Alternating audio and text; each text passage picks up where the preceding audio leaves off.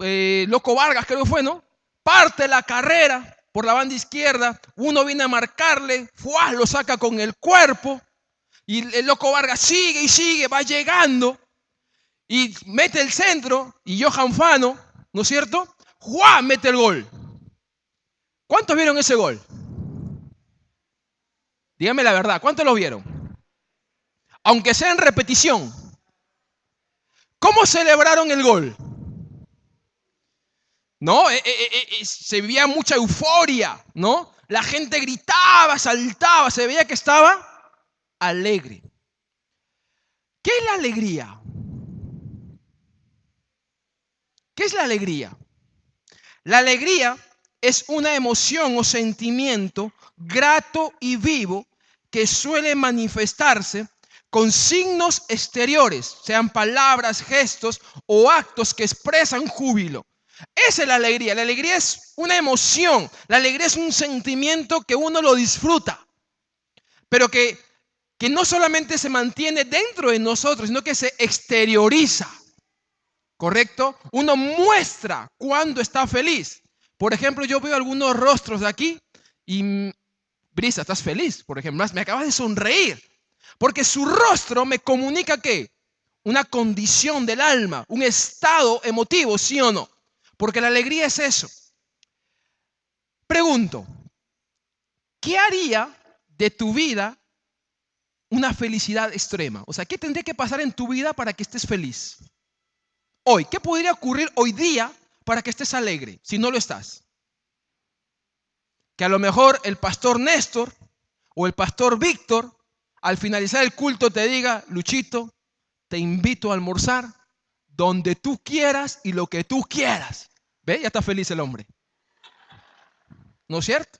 Entonces, a uno le hace feliz, ¿correcto? Si estuvieras pasando un día de alegría, ¿cómo la gente se enteraría? ¿Cómo la gente se enteraría que estás feliz? A ver. Con tu rostro. Muy bien. ¿Cuál sería el rostro de una persona feliz? A ver, enséñenme ustedes. Eso, ahí está, ya ves. A ver, intenta. ¿Cómo más la gente se enteraría que estoy feliz?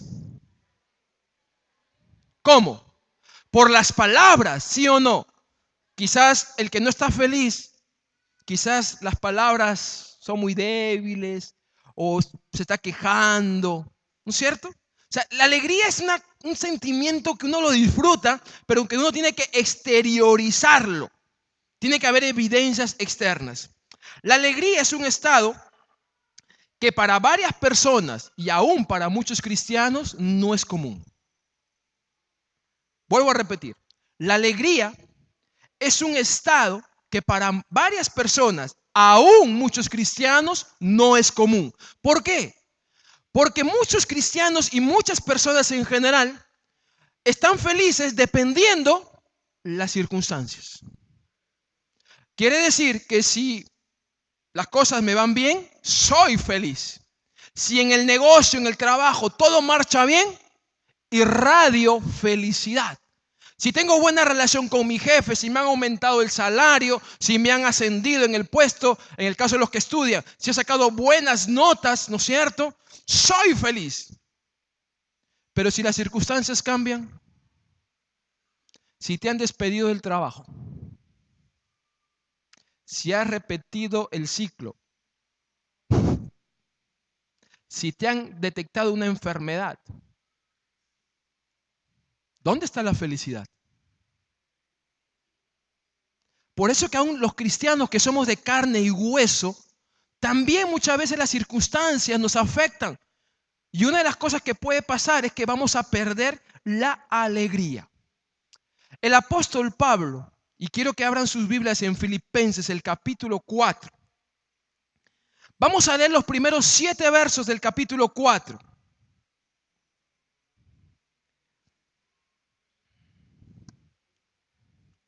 Porque hoy vamos a hablar de la alegría del mundo y de la alegría que viene del Señor. ¿Qué es? ¿Qué implica? ¿Cuáles son las diferencias? Filipenses el capítulo 4, versículo 1. Así que, hermanos, míos, amados y deseados, gozo y corona mía. Estad así firmes en el Señor, amados. Ruego a Evodia y a Síntique que sean de un mismo sentir en el Señor. Asimismo te ruego también a ti, compañero fiel, que ayudes a estas que combatieron juntamente conmigo en el Evangelio, con Clemente también y los demás colaboradores míos, cuyos nombres están en el libro de la vida. Versículo 4. Regocijaos en el Señor siempre. Otra vez digo, regocijaos. Vuestra gentileza sea conocida de todos los hombres. El Señor está cerca. Por nada estéis afanosos, si no sean conocidas vuestras peticiones delante de Dios en toda oración y ruego con acción de gracias. Y la paz de Dios, que sobrepasa todo entendimiento, guardará vuestros corazones y vuestros pensamientos en Cristo Jesús. Permítame en primer lugar poner su atención en el versículo 4. Y usted de manera silenciosa vuelva a repasar el texto del verso 4 unas 2-3 veces. Y trate de darle el tono adecuado con el cual Pablo escribió estas palabras. Yo no creo que Pablo escribió con este tono: regocijaos en el Señor siempre. Otra vez digo, regocijaos. Porque ya de por sí el texto nos propone un tono en particular, porque está entre signos de admiración. Porque ya el texto nos propone una intención detrás de lo que Pablo está escribiendo por las palabras que está usando. Pablo dice, regocijaos en el Señor siempre.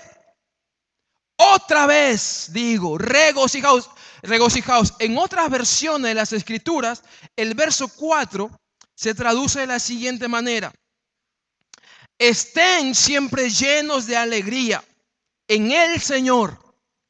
Lo repito, alégrense. La Nueva Versión Internacional dice lo siguiente: alégrense siempre en el Señor. Insisto, alégrense. Pablo está hablando en un tono de militar. Pablo está dando una indicación que tiene que cumplirse. Y la indicación de Pablo es: los cristianos tienen que vivir felices en el Señor. Y es tan importante para Pablo este mandamiento, porque está escrito en tono de mandamiento, que Pablo dice, insisto. Otra vez, vuelvo a repetir. Es como cuando los padres, ¿no es cierto?, en casa queremos que nuestros hijos entiendan que algo es muy serio. Se lo repetimos, ¿sí o no? Te estoy diciendo, Tali, otra vez, que tienes que hacer esto. Tali, insisto, a mi hija. Pablo está haciendo lo mismo. Insisto, otra vez, lo repito, alégrense. Ahora, estas palabras sonarían bonitas, ¿no es cierto? Porque uno, qué lindo suena Pablo dando ánimo a la gente, pues, ¿no? ¿Cómo te imaginas a Pablo escribiendo estas palabras?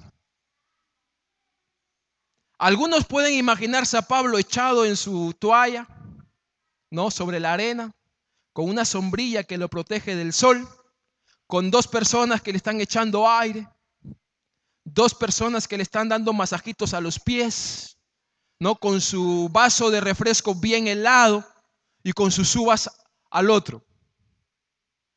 Es muy interesante el poder conocer, y quizás los que han llevado el curso de ETE tienen mayor conocimiento del contexto, pero otros quizás no.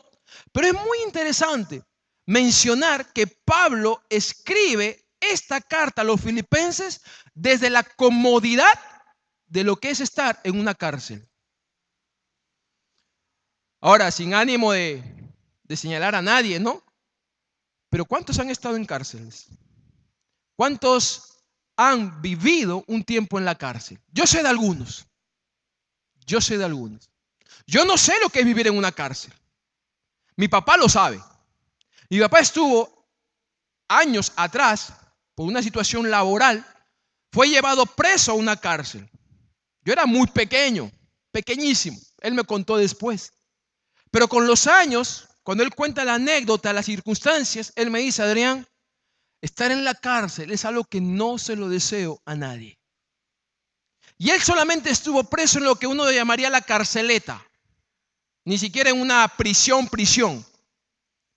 Me dice Adrián, está rodeado de personas cuyo estilo de vida es malo, cuyo ambiente es feo. Y mi papá estuvo 2 días. Y 2 días fueron suficientes.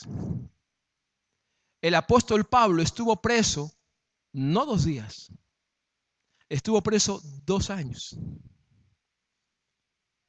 Quizás las cárceles de hoy son muy diferentes a las cárceles de antes, pero finalmente eran y son cárceles, donde uno está privado de su libertad, donde uno está privado del derecho de movilizarse.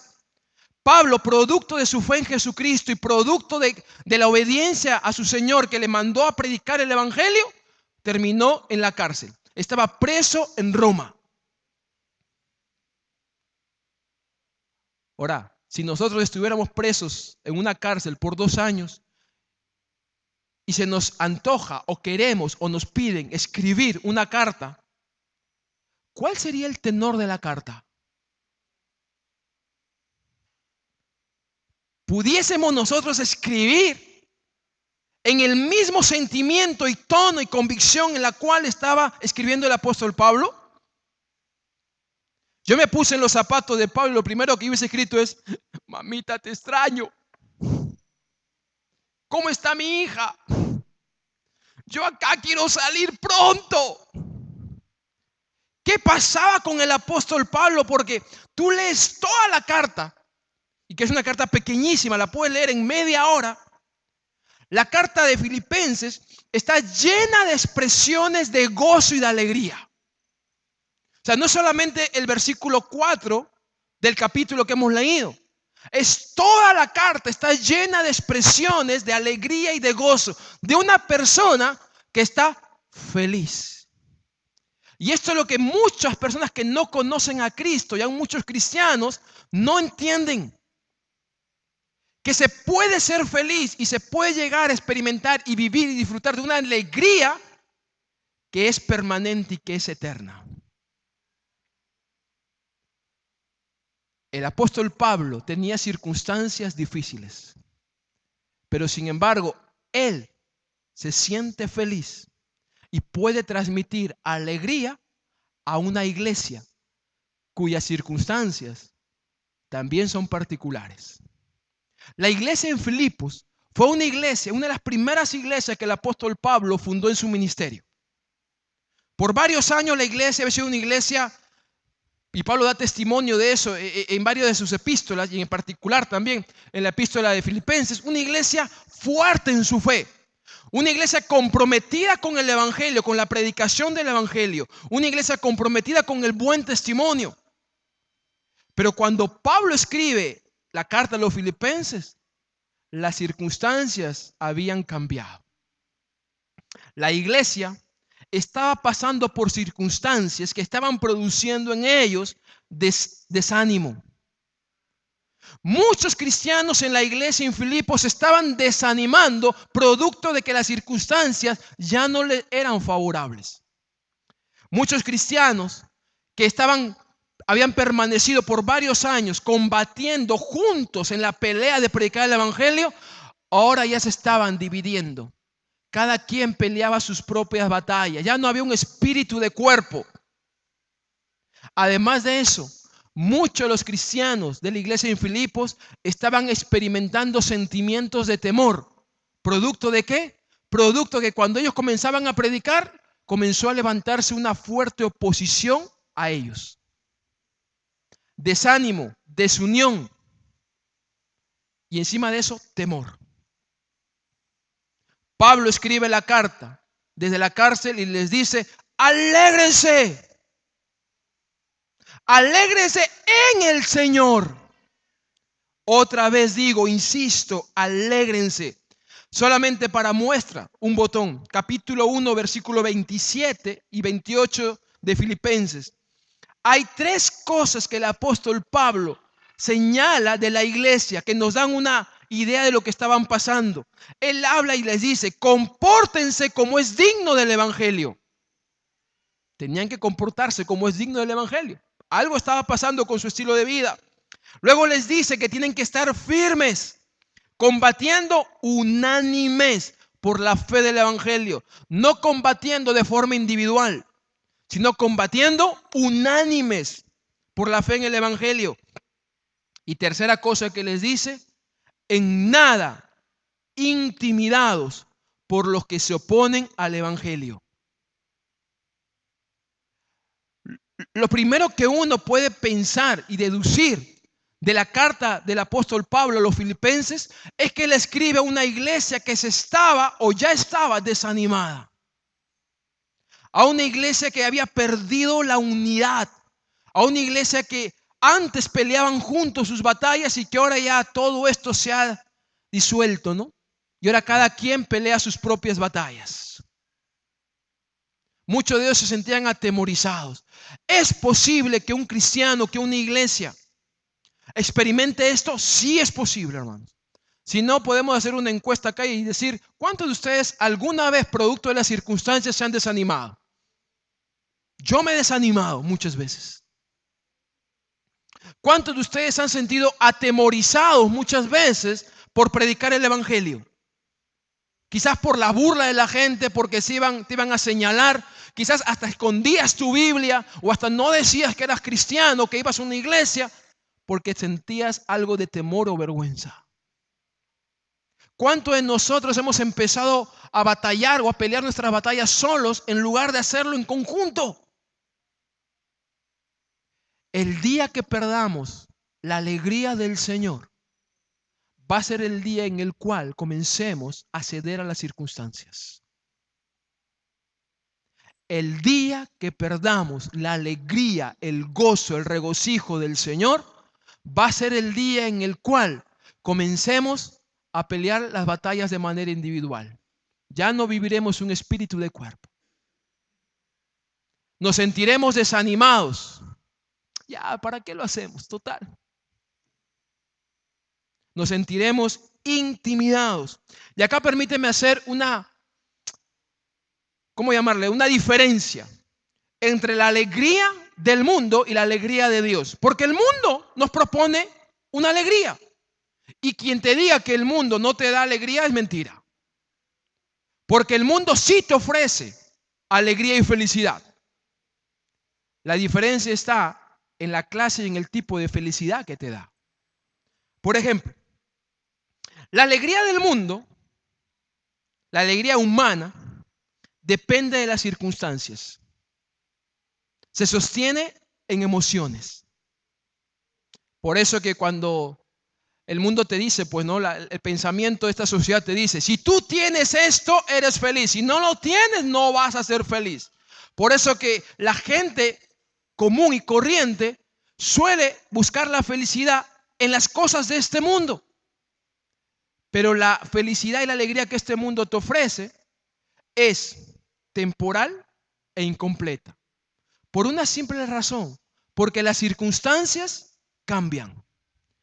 El mundo no te puede ofrecer una felicidad mejor, porque lo que el mundo te ofrece es temporal, porque se sostiene en las circunstancias, porque se basa únicamente en emociones.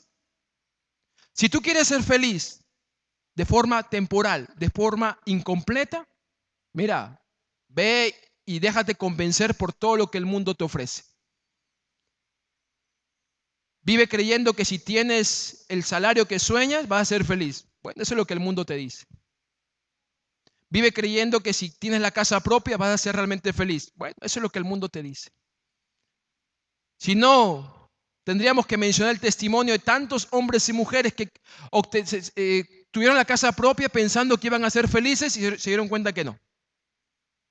Que consiguieron un gran trabajo y se dieron cuenta que fueron felices un tiempo y después todo volvió a la realidad. Pero ¿cuál es la diferencia con la alegría de Dios? Con el gozo del Señor.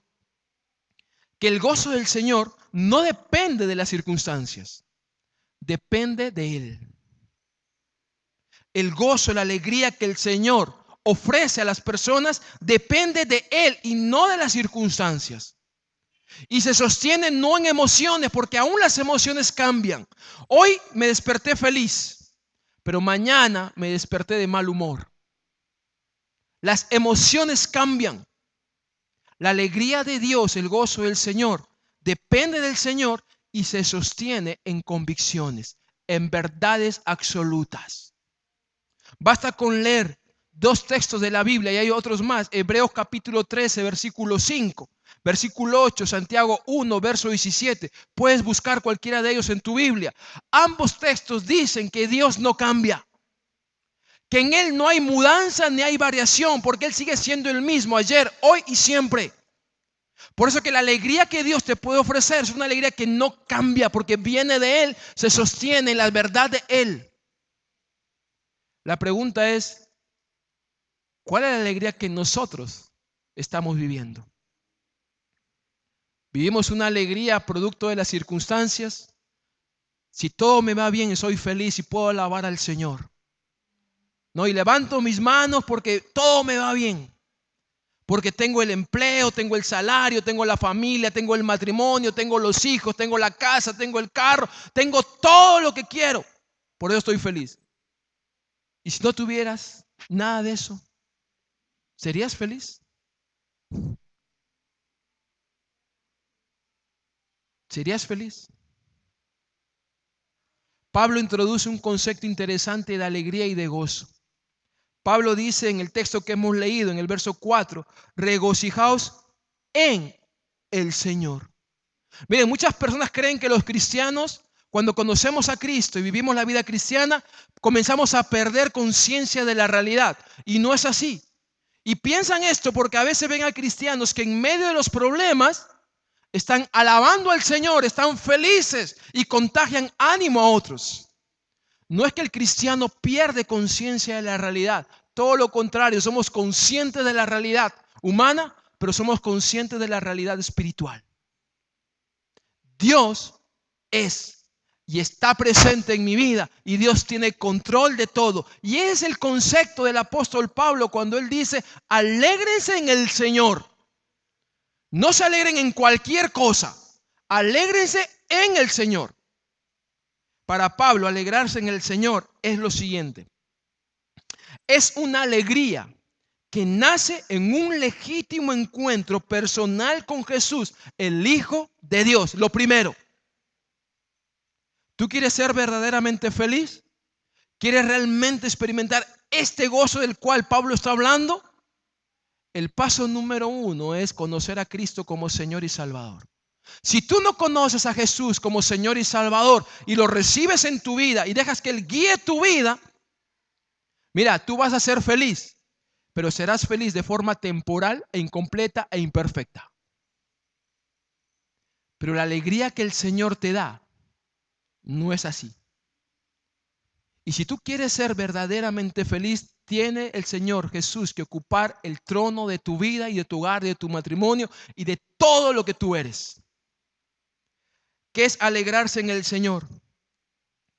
Es una alegría que se vive bajo la convicción, no bajo la emoción, sino bajo la convicción de que Dios tiene todo bajo control y que Él cuida de mí, aun cuando las circunstancias sean adversas. Yo no sé, ahora que esto del Facebook, todo el mundo lo usa. Yo esta semana, yo empecé este mensaje el domingo pasado, comencé a estudiarlo, a orar, a pedirle al Señor sabiduría. Y muchas de las cosas que Dios me llevó a recordar, y les comparto como una cuestión personal. Comencé a revisar algunas viejas canciones, ¿no? Canciones que en el ayer a veces a uno lo marcaron. Y publiqué en el Facebook una canción y puse algo así como: esta canción marcó mi vida años atrás. La canta un cantante que hoy no es famoso, ¿no? De este grupo de famosos, Dani Berríos. Quizás los más antiguos en la vida cristiana sepan quién es Dani Berríos, ¿no? Pero él tiene una canción muy particular que se llama La Alegría del Señor. Y cuando tú escuchas esa canción, tú te vas a dar cuenta que esto es locura para aquellos que no conocen a Cristo. ¿Cómo es que tú puedes estar feliz cuando todo a tu alrededor es adverso? Soy feliz por dos razones. Primera razón, porque Cristo está en mi corazón. Y segunda razón, que tengo la convicción que aun cuando todo sea adverso, Él tiene control de todo y está cuidando de mí. Y esas dos realidades y verdades, hermanos, a mí me inspiran y me animan a alegrarme y a disfrutar del gozo que el Señor me da por encima de las circunstancias. Por encima de las circunstancias. Ahora, ¿esa alegría queda en nosotros? No. El mismo apóstol Pablo está dando evidencia que él comparte su alegría con otras personas, en este caso los cristianos en Filipos. Él está convirtiéndose en un testimonio de lo que es vivir en el gozo del Señor, disfrutar de la alegría del Señor. Ahora, hay evidencias, porque no se trata únicamente de decir, soy feliz en el Señor. No se trata solamente de andar esforzando los labios para mostrar que estamos felices. El disfrutar del gozo del Señor, el haber conocido y conocer el gozo del Señor, tiene evidencias.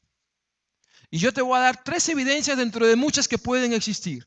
Versículo 5 del capítulo 4. Vuestra gentileza sea conocida de todos los hombres. El Señor está cerca. Versículo 6.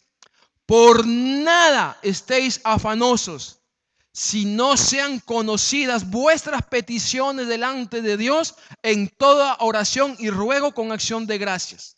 Verso 7. Y la paz de Dios, que sobrepasa todo entendimiento, guardará vuestros corazones y vuestros pensamientos en Cristo Jesús. 3 evidencias de una persona que está viviendo y disfrutando de la alegría y del gozo del Señor. Primera evidencia: no vas a perder la gentileza. Porque hay que decirlo, cuando las personas han perdido o están perdiendo la alegría, el gozo del Señor, a veces sus relaciones interpersonales no son del todo sanas. Tú vas feliz, ¿no? Hermano, bueno, ¿qué tienen de buenas?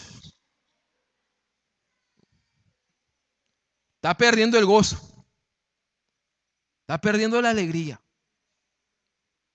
Evidenciamos nosotros el gozo y la alegría del Señor en nuestras relaciones interpersonales, en cómo nos tratamos unos a otros, cómo nos hablamos, con qué tono nos hablamos.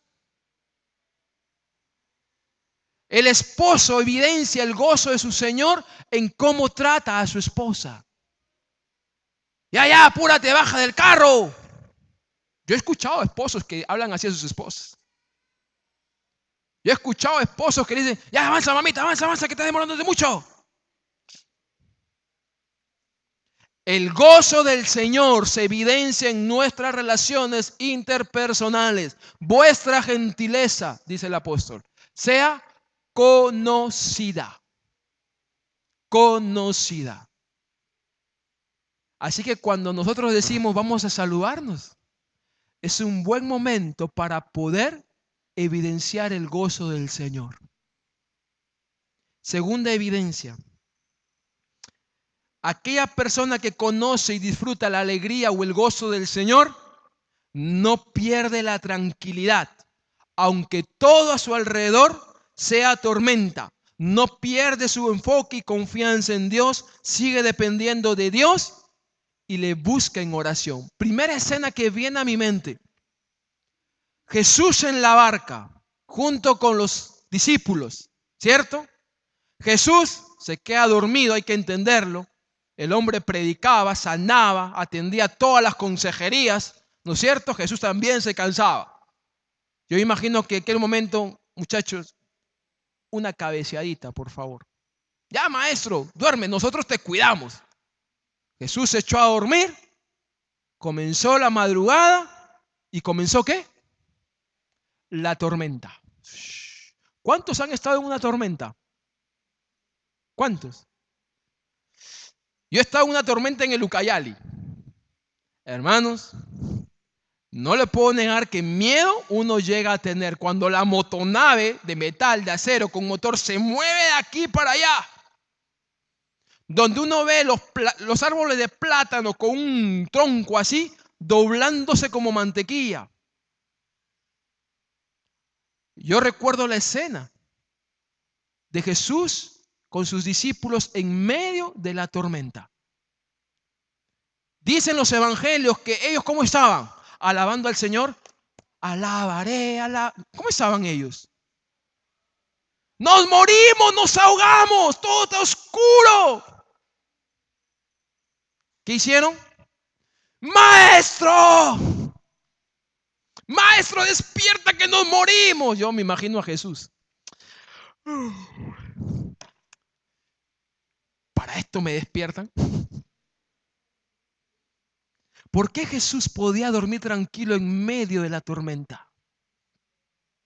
Hazte la pregunta. ¿Por qué Jesús podía dormir tranquilo en medio de la tormenta? Porque su enfoque y su confianza no estaba en la tormenta, estaba en su Padre. Porque cuando uno pone su enfoque en Dios y su confianza en Dios, no hay tormenta que nos tumbe. Sí, vamos a pasar la tormenta y quizás sí nos vamos a sentir temor, pero en esas circunstancias recordamos que hay uno mayor que las circunstancias, que es Dios, que tiene control de todo y que Él cuida de mí. Ahora, esa tranquilidad, ¿en qué se expresa también? Se expresa en una búsqueda de Dios en oración. Vuestras peticiones, dice, sean conocidas delante de Dios. ¿Qué debes hacer cuando te toque enfrentar una tormenta? Primero, no pierdas la gentileza. Segundo, no pierdas la tranquilidad. Échate a orar. Ahora, ¿cómo oras cuando estás en la tormenta? A ver, ¿cómo oras cuando estás en la tormenta? ¿Cómo habrán orado los 12 aquel día en medio de la tormenta? Echemos a andar un poquito en nuestra imaginación, ¿correcto? ¿Cómo pudieron haber orado los 12? Yo me imagino que los 12 habrán orado antes de despertar a Jesús una oración como esta. Señor, ayúdanos que nos morimos.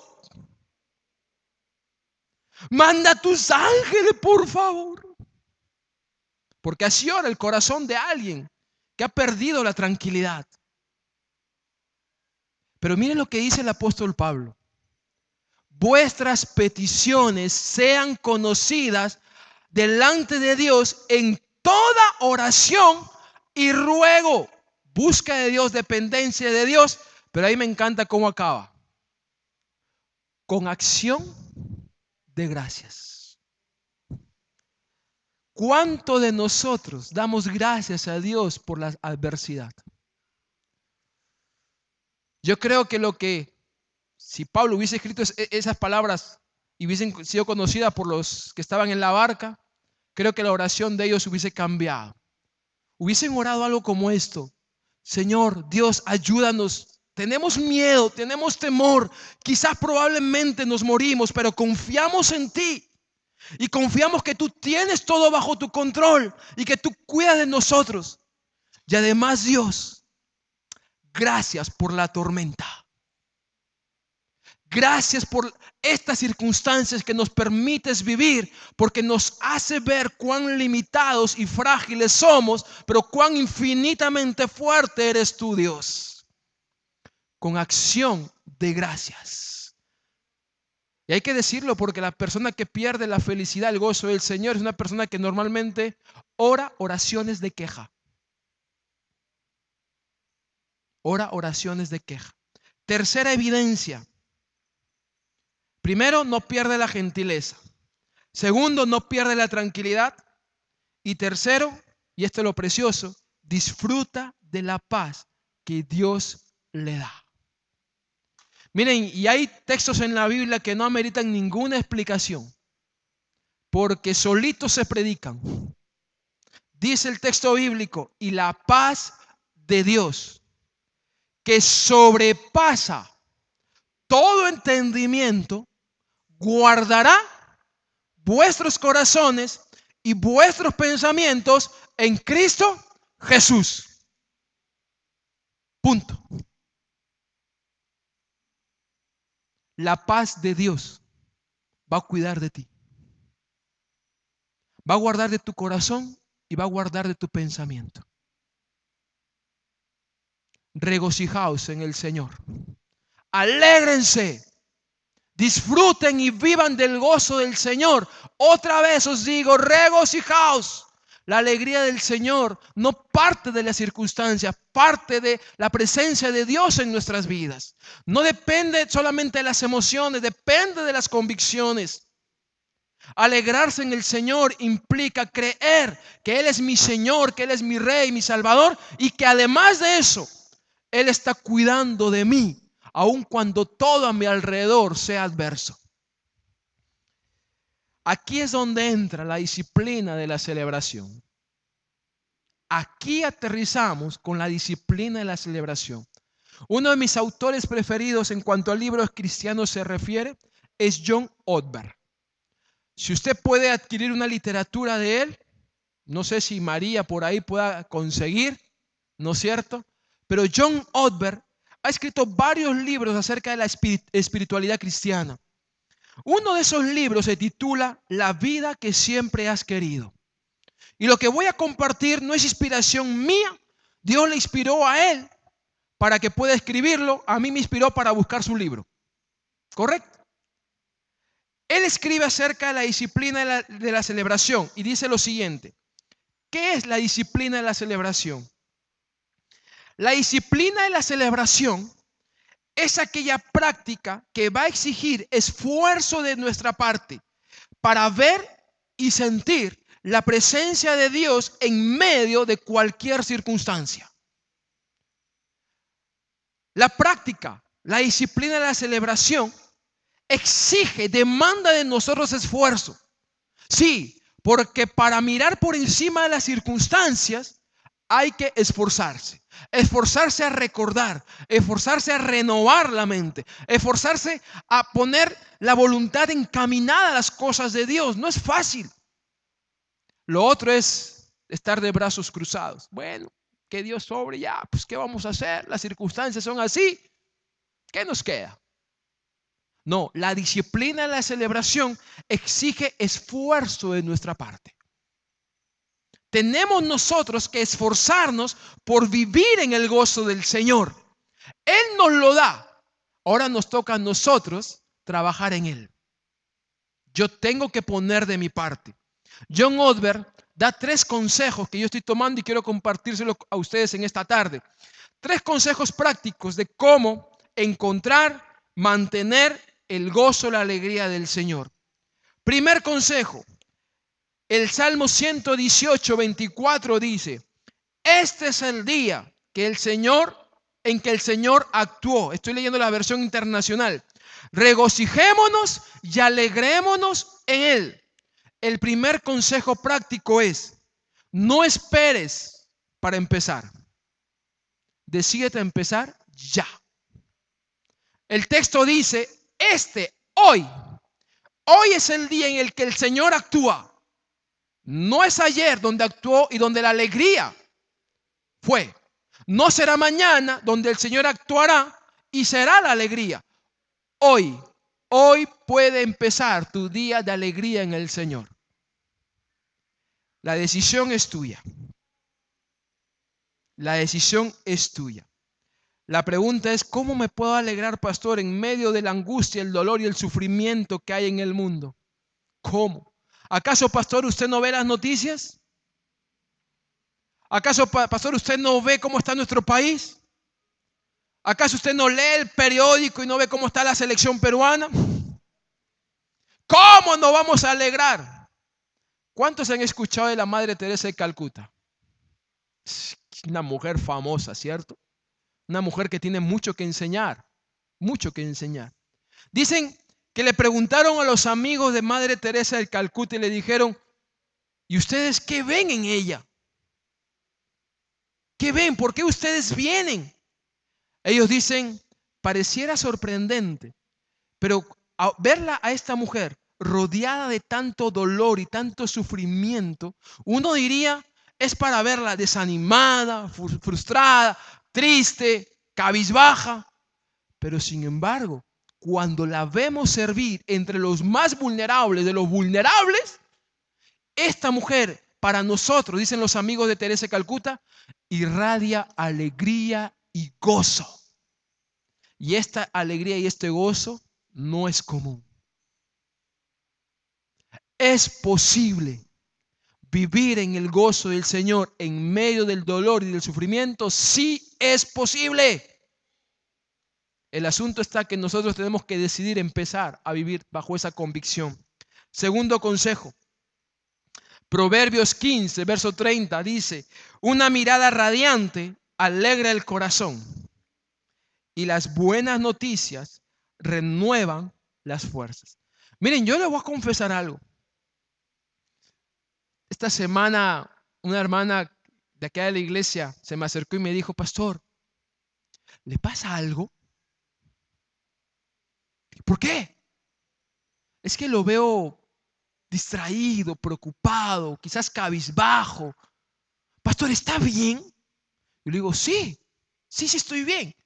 Y esa es una realidad que a veces no reparamos en la imagen que proyectamos. Pero yo debo reconocer que esta misma hermana, como otras más, ¿no? A veces yo llego y, hermanos, su sonrisa y el brillo de sus ojos, ¿no es cierto?, a uno le alegra. Y el segundo consejo que yo te voy a dar, que dice John Ortberg, es búscate un mentor de gozo y de alegría. Busca relacionarte con personas que vivan en el gozo del Señor. Hay personas aquí, y me gustaría nombrarlas algunas, ¿no? Pero tengo vergüenza de olvidarme de otras. Pero hay personas aquí, hermanos, que son especialistas para dar gozo a otros. Algunos los estoy mirando por acá. Que uno los ve y, hermano, uno como que el ánimo se levanta. No, como que su sonrisa, su ánimo, su fortaleza a uno le animan. Búscate relacionarte con una persona como esa. Pero la realidad es que nos rodean personas alegres, como también nos rodean personas, ¿cómo le llamamos? ¿Cómo le llamamos? Yo tengo un nombre para ellas. Se los voy a decir, ¿ya? Esto nos lleva a pensar en que hay dos tipos de personas en la vida. El primer tipo de personas son aquellas que eligen ser felices a pesar de. Voy a ser feliz a pesar de las circunstancias. Voy a ser feliz porque el Señor está en mi corazón y porque Él tiene control de todo. Basta con eso para ser feliz. Busca a esas personas. Ora con esas personas. Busca consejo de esas personas. Invítalas a almorzar a esas personas. Porque te van a contagiar del gozo del Señor. Pero hay un segundo tipo de personas que se les puede llamar víctimas de las circunstancias. Aquellos que eligen vivir siendo las víctimas de las circunstancias. Aquellos que normalmente dicen o hablan cosas como estas. Ay, sí, pues no, ¿qué vamos a hacer? Esas personas, yo le he puesto dos nombres. Bueno, un nombre realmente. John Ortberg les llama las destructoras del gozo. Tú vienes feliz, hermano, que el Señor me ha hablado y que estoy animado. Ay, ¿quién como tú? Yo estoy peor. La verdad que uno da ganas de agarrar el cuello. ¡Oye! Reacciona. ¿Saben cómo les llamo? Un nombre bien sencillo y bien popular entre nosotros. Aguafiestas. Pinchaglobo. Rompepiñata. ¿No? Matafiesta. ¿No? Tú vienes feliz, contento. ¡Perú empató! Pero no vamos a ir al mundial. Pero empató, pues. Claro, ya. Entramos a otro tema, ya, que no vamos a discutir. Hablar de política, de fútbol, de amor, causa peleas. Pero es un ejemplo. Pero hay gente aguafiesta. Hay gente pinchaglobo, rompepiñata. ¿no? ¿Qué hacemos con ellos? ¿Qué hacemos? Deme una sugerencia. ¿Saben cuál es la sugerencia que da el Señor en su palabra? Ámalos. Simplemente ámalos. Tú vienes animado a la iglesia a alabar a tu Señor y de pronto te encuentras con alguien que comienza a quejarse, a criticar, etcétera, etcétera. No le dé la espalda primero. Abraza al hermano, que el Señor te bendiga. Vamos a disfrutar del gozo del Señor alabándole. Y lo segundo que puedes hacer, ¿sabes qué es? Lo segundo, evita que ellos influyan en tu estilo de vida. No vamos a poder evitar relacionarnos con ellos, quizás porque son nuestros hermanos, son nuestros amigos, son nuestros vecinos, nuestros familiares. Pero si tú no quieres perder el gozo del Señor, evita que su estilo de vida, su forma de pensar, su actitud negativa influya en ti. Influya en ti. Tercer consejo práctico. Planifica un día de gozo. Y esto ahí me encanta, porque a veces nosotros esperamos que se den las circunstancias, ¿sí o no? Ya, entonces cuando esto suceda, yo voy a hacer esto para alegrarme en el Señor. No. Esto es al revés. Antes que suceda, planifícalo. Por ejemplo, tú puedes planificar el próximo domingo. Es más, yo te invito a que hoy al acabar el culto, cuando vayas a tu casa con tu esposa, con tus hijos o tú solo, puedas sentarte y planificar un día de alegría, un día de gozo. Di, el próximo domingo voy a ir al culto temprano, porque quiero aprovechar cada instante de disfrutar lo que es la adoración y la alabanza a mi Dios. Y voy a levantar mis manos aun cuando nadie levante sus manos, porque yo quiero decirle al Señor cuánto es que le amo.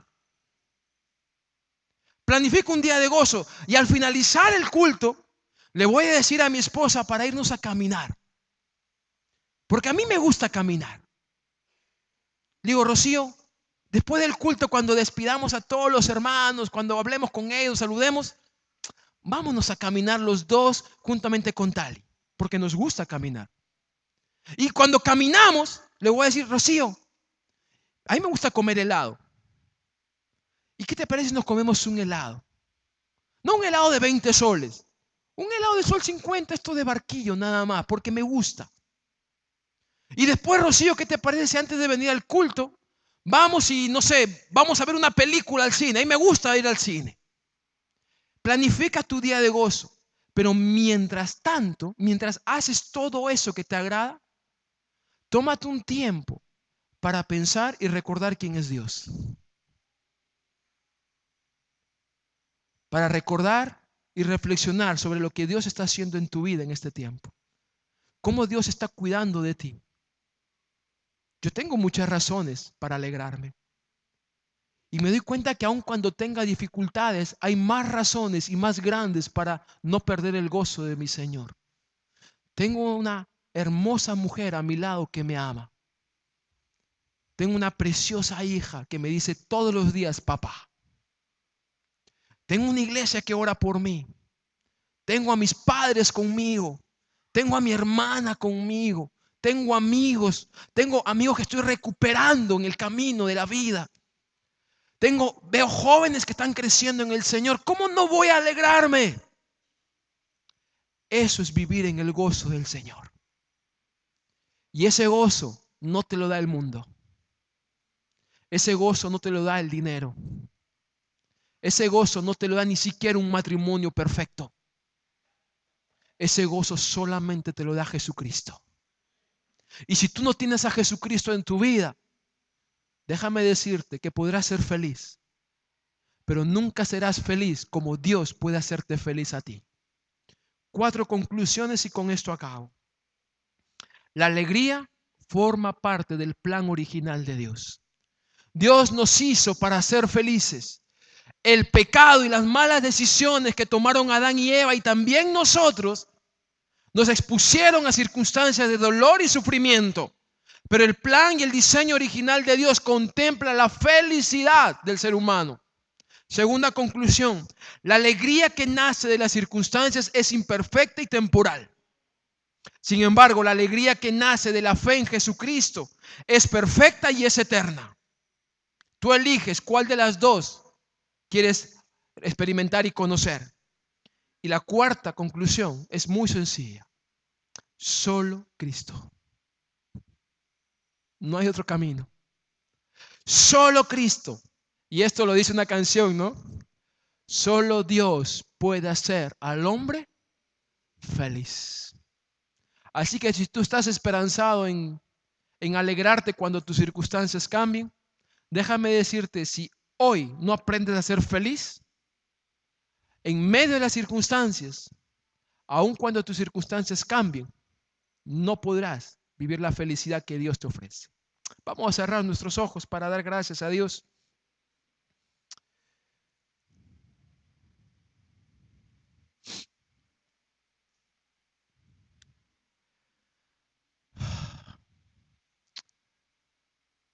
La pregunta es muy sencilla, hermano.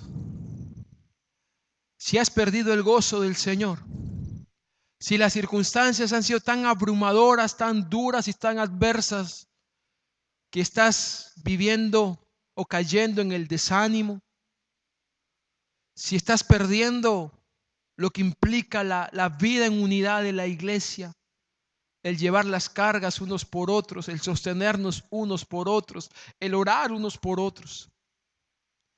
Si te sientes atemorizado y avergonzado de vivir tu vida cristiana o de llamarte o que te identifiquen como cristiano.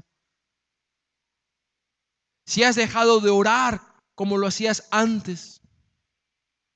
Si te estás dejando avasallar porque las circunstancias cada vez son más duras y más adversas, en esta mañana te digo lo que el apóstol Pablo dijo a la iglesia en Filipos: alégrate, alégrate en el Señor. Insisto, alégrate. Aun cuando tus circunstancias sean desfavorables, aun cuando la tormenta se torne fuerte, y aun cuando tú veas o creas que Dios está dormido, Él está contigo. Él cuida de ti y Él tiene control de todo. En esta mañana o tarde, permíteme hacerte una invitación. Quizás nunca antes te han invitado a tomar una decisión como esta. Yo quiero invitarte a que puedas conocer a Cristo como Señor y Salvador de tu vida. Si tú realmente estás añorando ser feliz, si realmente tú quieres conocer este gozo que el Señor habla en su palabra, que es un gozo que no está determinado por las circunstancias, sino que es un gozo que nace y viene y se hace fuerte por medio de Jesucristo. Yo te invito en esta mañana a que puedas reconocer y aceptar a Cristo como Señor y Salvador de tu vida. Quizás sea la primera vez que alguien te invita a que conozcas a Cristo. Quizás no sea la primera, una de las tantas veces que has tenido la oportunidad. Déjame decirte que esta felicidad que sobrepasa entendimiento, esta felicidad que alimenta la gentileza, que alimenta las buenas relaciones, que alimenta la paz, que da tranquilidad, nace en el encuentro personal con Cristo. Hoy tienes la oportunidad de conocer a Cristo y de tener a tu alcance el gozo del Señor. Si quieres hacerlo, yo te invito a que hagas esta oración. Te doy gracias, Señor, por tu palabra en esta tarde. Gracias por Jesucristo, quien fue a la cruz con el propósito también de restaurar y de darme una alegría, una felicidad, un gozo diferente. Ayúdame, Señor, a poder creer en ti de una manera especial, única y permanente. Te entrego mi vida. Es todo lo que has tenido que hacer. Ahora deja que Él sea el que obre en tu vida. Pero quiero dirigirme también a la congregación, porque los cristianos también podemos perder el ánimo, porque los cristianos también podemos sentirnos atemorizados, porque los cristianos también podemos perder la seguridad, la confianza en Dios, producto de las circunstancias. Yo conozco a personas en la iglesia que están pasando situaciones difíciles. Y sé que estas situaciones te están afectando a ti, como están afectando tu matrimonio, tu familia, tu servicio, tu ministerio. Déjame decirte que Dios tiene control de todo. Y que Dios cuida de ti. Dios cuida de ti. Y aun cuando la tormenta todavía sigue estando fuerte, Dios te está cuidando.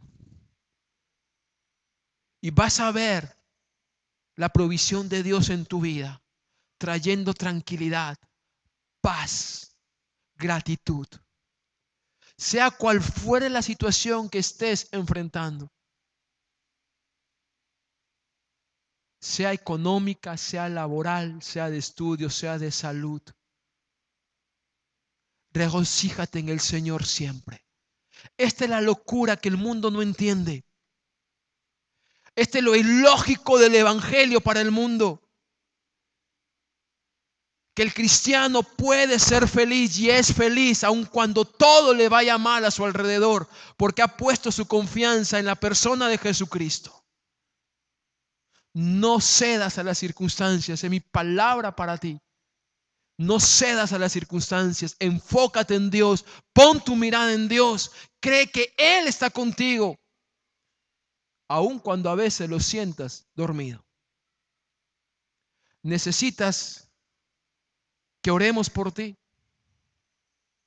Yo te invito a que te pongas de pie. Ponte de pie, sea cual fuere tu circunstancia, sea cual fuere la tormenta que te ha tocado vivir, personal, matrimonial, laboral, económica, y eres consciente de que te está quitando el ánimo y el gozo. Queremos orar por ti y queremos llevar la carga contigo.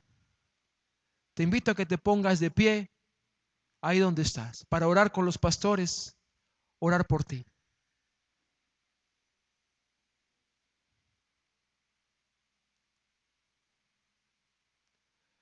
A veces necesitamos que otros oren por nosotros porque no tenemos las fuerzas ni el ánimo para hacerlo, ¿sí o no?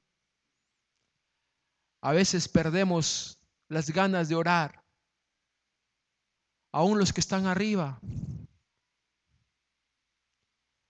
Yo quiero pedirles, y es un tiempo muy especial, no lo habíamos programado así, que puedan salir aquí al frente, aquellos que quieren que oremos por ustedes.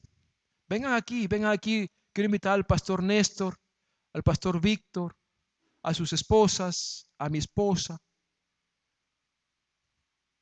Si David puedes dirigirnos con un tiempo de alabanza. Lo que queremos hacer, hermanos, es simplemente orar, porque a veces necesitamos que otros oren por nosotros. Aquí hay espacio, vénganse a este lugar. Yo le voy a pedir a los pastores que tomemos a 2, 3 personas y que oremos por ellos.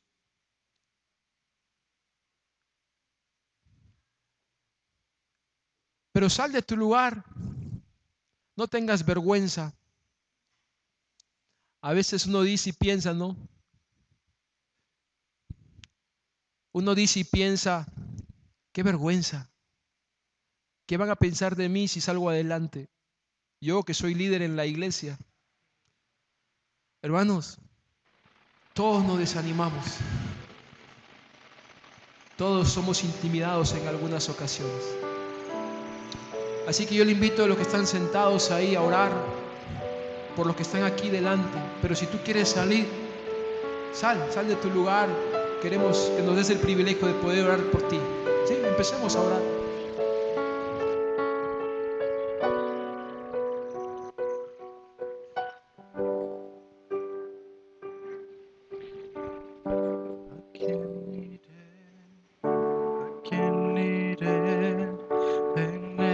necesidad.